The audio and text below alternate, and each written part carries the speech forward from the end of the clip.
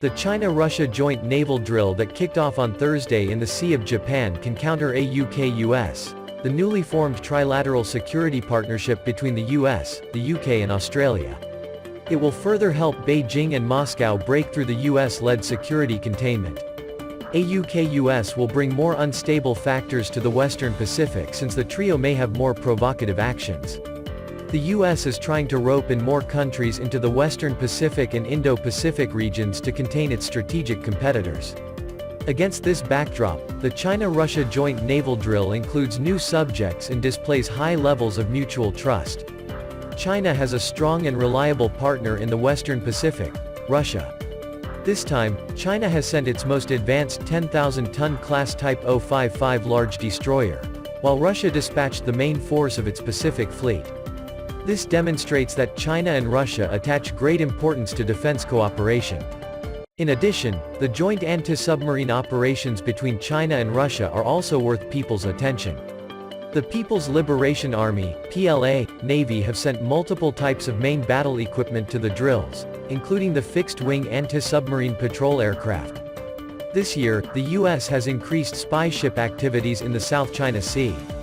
By demonstrating joint anti-submarine capabilities, China and Russia have sent a warning to the US. In other words, if the US wants to conduct a strategic blockade and siege, China and Russia will be likely to coordinate their stances or integrate the power of both countries. This way, they aim to break the US strategic blockade and military encirclement, as well as to completely crash its attempt to use AUKUS for a strategic containment. What Washington wants is to stir up trouble in China's neighboring countries. In this context, Moscow can coordinate with Beijing to counter AUKUS. Both China and Russia take a responsible approach to affairs in the Western Pacific region. They can coordinate their positions to speak out together in the face of US military hegemony on the sea. For example, in August, the Type 055 destroyer reportedly sailed in international waters near Alaska. Some analysts believe this time, there is a possibility of the destroyer approaching the US again. In any case, the PLA Navy's activities will always be reasonable and legal. The Pacific is not the sphere of influence exclusive to the US.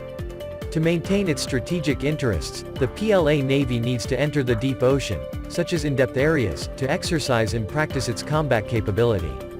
It should make response plans to prevent the US military from disturbing its normal exercises.